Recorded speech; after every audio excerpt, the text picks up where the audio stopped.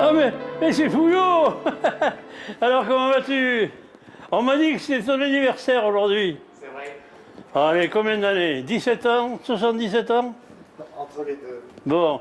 Et alors, et ton magazine? Périgord Magazine, il sort, oui? Ça va paraître et alors? Tiens, regarde. On va faire des pages d'entrée de thématiques et on va rendre les gisements préhistoriques glamour. Ah ben dis donc. Parce que ça fait pas envie. Glamour ça, comme amour. Les gisements, ça fait pas très envie comme ça hein, quand on parle. Oh si, ça va. Si, pour toi, ouais, bien sûr, mais enfin pour le grand public, on te dit, voilà, dessous, on a creusé, on a récupéré des... Et est-ce qu'il y a des filles à poil dedans? Non. Non, Ah pas bon. cette année. Tant pis, ça ne m'intéresse pas. Alors, vous allez Drôle. le montrer à vos amis du piano bar ce soir? Ouais, on va fêter mon anniversaire là-bas. Ah, mais voilà. Au Calvas Café, là, tu vois, D'accord, et qui est ouvert depuis juste quand? derrière, à côté de la galerie. Tu sais que tu as une galerie Ouais. d'art, là, qui se... Oui. derrière la maison des francs-maçons. Et il y a un Fifi qui a créé un piano-bar super sympa. Eh bien, bravo, Donc, c'est bien. on va ce soir jouer de la musique et puis chanter. Tu es un homme de goût. Chanter. Un homme de goût. Bon, merci. À tout à l'heure. À tout à l'heure.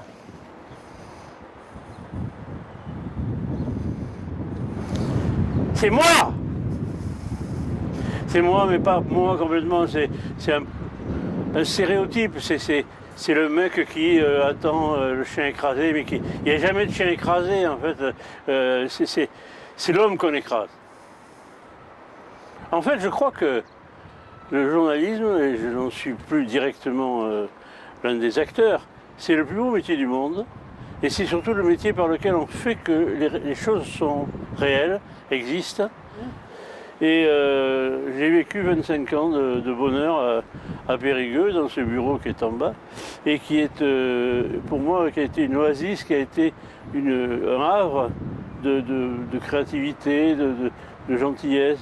J'ai beaucoup rempli de tâches de journalisme, mais aussi j'ai aussi essayé de rendre service à des gens. Et moi, la plus belle histoire que j'ai connue dans ma vie à Sud-Ouest, c'est un jour,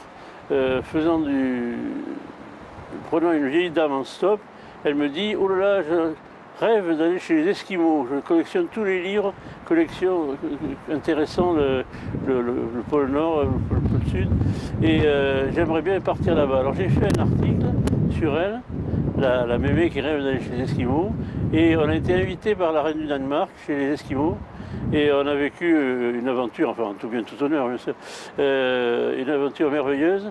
Et lorsque la reine du Danemark est venue en Dordogne, à Comarque, pour ne pas citer le nom, elle m'a dit « Oh, je vous reconnais, il y a 30 ans, je vous ai payé un voyage au Groenland. » Alors j'ai dit « Madame, Excellence, vous êtes trop gentille, comment pouvez-vous vous rappeler ?» Alors elle m'a dit « Vous savez, les reines ont beaucoup de mémoire. »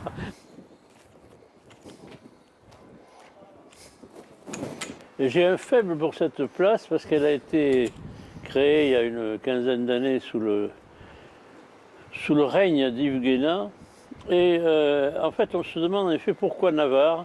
Il faut déjà être féru d'histoire comme Michel Combet pour savoir que la Navarre a eu une influence sur le Périgord. En tout cas, cette place était jusque-là finalement assez sauvage. Elle a été réhabilitée, elle est beaucoup plus civile qu'elle n'a été.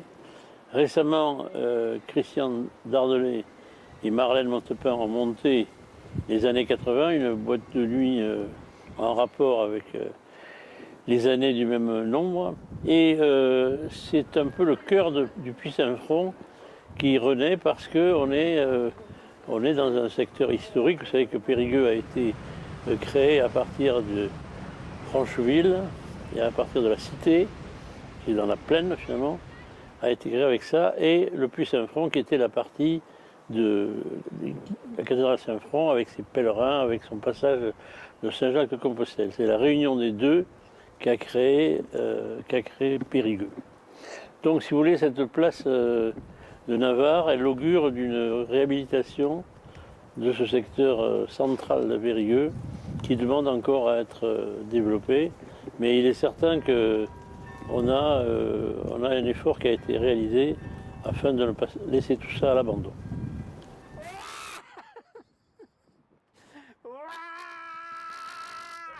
on rencontre des fantômes à côté d'ici. Il y a une maison qui est dans la rue Aubergerie, qui a été murée parce qu'il s'y passait des phénomènes bizarres. Il y a notamment une mercière qui a été l'objet d'hallucinations. Il y a aussi une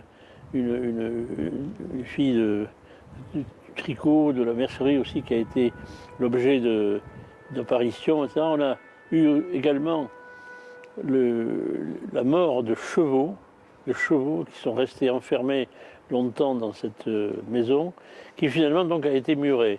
Et elle a été murée d'une façon qu'on ne peut difficilement imaginer ce qu'elle a été. Moi j'ai eu la chance d'y rentrer. Bien, nous sommes dans la rue Limogène, une rue qui porte son nom d'après les grandes voies de pèlerinage du Moyen-Âge et qui, venant de Limoges, est devenue la rue Limogène et qui reste de nos jours encore une belle artère commerçante et piétonnière. Alors, pourquoi les pâtissiers dans cette rue? Il y a encore la trace d'au moins 2 pâtissiers rivaux qui s'appelaient Noël et Courtois, parce que ces gens étaient significatifs des joutes qui ont eu lieu entre pâtissiers à l'époque, c'est-à-dire des gens, non pas qui fabriquaient des pâtés au sens de notre jargon actuel, mais qui fabriquaient des pâtes, des espèces d'aliments à base d'oiseaux, à base de viande. C'était plutôt on va dire des hamburgers de l'époque, et ils étaient capables de nourrir des foules entières et aussi de nourrir les meilleurs d'entre les seigneurs, puisque certains ont été exportés jusque dans les pays de Prusse, d'Allemagne. Ils ont été capables d'intéresser au pâté les suzerains de l'époque. Alors, de nos jours, il reste la maison du pâtissier, qui est l'édifice célébrissime à Périgueux, et qui était la maison notamment d'une pâtissière très connue à l'époque. Il reste aussi un concours des pâtés qui a lieu chaque automne et qui reste très couru avec des professionnels du pâté cette fois-ci. Et aussi il reste une confrérie du pâté de Périgueux extrêmement intéressante, parce qu'elle non seulement elle perpétue la tradition, mais aussi parce qu'elle essaye de reconstituer les pâtés de Périgueux au sens des feuilletés. Et ce sont quelques professionnels locaux qui ont réussi à relancer les recettes.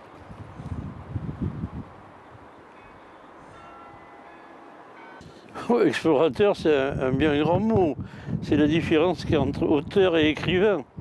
Simplement, j'ai eu la chance de partir un beau jour où j'en avais un peu ras-le-bol, et de partir donc en Tanzanie. Et en Tanzanie, je suis passé à Mombasa, au Kenya, et ensuite j'ai pris un bateau qui m'a amené à Madagascar, où j'ai passé quelques mois. J'étais émerveillé par ce pays. J'ai aussi eu la chance d'aller à La Réunion et à l'île Maurice. Et à l'île Maurice, c'est là que j'ai trouvé un bateau japonais qui m'a transporté jusque justement l'empire du soleil levant, parce qu'il transportait, il avait besoin d'un accompagnateur, les 40 tonnes de matériel pour l'île Maurice à Osaka. À Osaka, c'était donc la grande exposition universelle des années 70. Et alors je suis resté plusieurs mois au Japon, j'ai fait un peu de tout, et puis après je suis revenu aux États-Unis par les îles Hawaï. Je suis arrivé donc en Californie, aux États-Unis, et je suis parti de là au Mexique, où j'ai échoué à Mexico. J'ai fini par rentrer en Europe, et comme j'avais l'envie de repartir, je suis allé au ministère de la Coopération, où j'ai rencontré M. Rossillon, l'ancien maire de Bénin, qui était donc au ministère, et il m'a demandé si je voulais aller le plus loin possible. Je lui ai dit oui, et je suis parti au Burundi. Et au Burundi, je suis resté 1 an et demi pour le service national. Je suis rentré pour repartir au Cameroun, donc quelques temps. Et ensuite, je suis rentré en France un peu fatigué. Et j'ai passé longtemps en France, à part quelques voyages de presse, puisqu'entre-temps, j'étais devenu journaliste. Voilà. Monsieur Bonbon est un personnage légendaire, mythique. En fait, il est lié aussi à la société matérielle, car nous avions l'habitude dans les journaux d'avoir des valises. On n'était pas encore dans le numérique. Et dans chaque valise, entre Périgueux, entre Pau et Périgueux et Bordeaux, je mettais des bonbons à l'attention des camarades à l'arrivée pour qu'ils soient un peu plus joyeux. Et surtout, quand ces bonbons accompagnaient des photos, accompagnaient des textes qu'on n'avait pas envoyés par le fax. Voilà. Donc il y a eu une habitude qui s'est créée et j'ai fini par en avoir toujours sur moi. Et les rares fois où je n'en ai pas eu, ça a été une catastrophe. En tout cas, par exemple, au gala de la presse, on avait j'avais l'habitude de lancer des bonbons dans la foule.